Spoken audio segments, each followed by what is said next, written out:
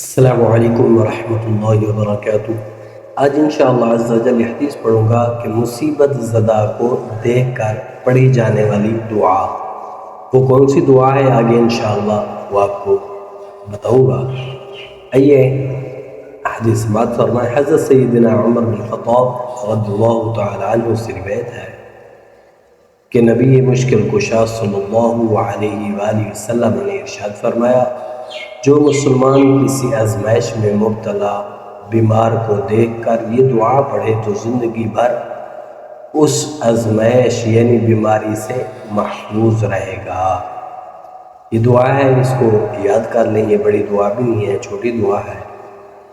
الحمدللہ الذی عافانی مما ابتلاک بہ وفضلنی علی کثیر ممن خلق تفضیلا۔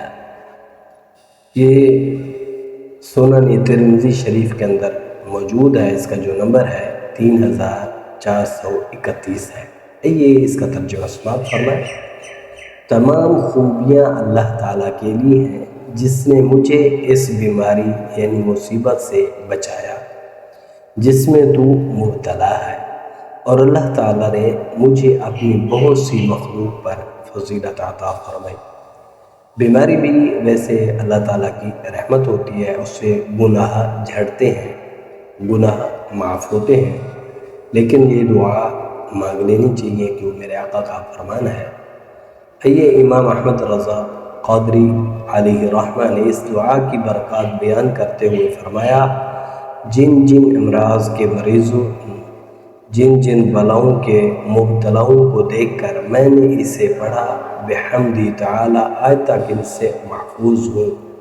وہ کہتے ہیں مجھے کوئی بھی بیماری نہیں لگی، بعونی تعالی ہمیشہ محفوظ رہوں گا۔ یہ ہدایت بھی فرمائی کہ 3 بیماریوں کو دیکھ کر یہ دعا نہیں پڑھنی چاہیے: زکام، کھجلی یعنی خارش، اور آشوب چشم۔